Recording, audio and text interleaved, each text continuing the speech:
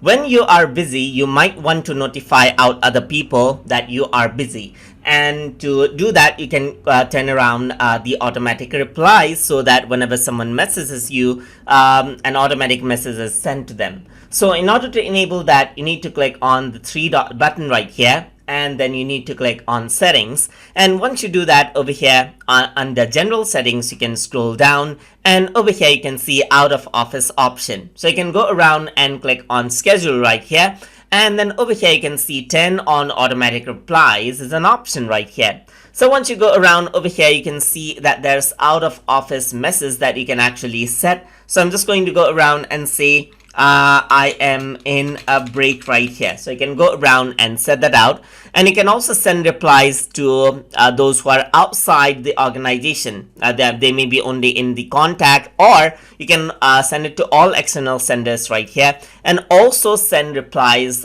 to in certain time right here as well. As you can see, you can set it and then you can save it, and whenever someone messages you in that particular timing, then the automatic reply will be sent out according to what you type right here.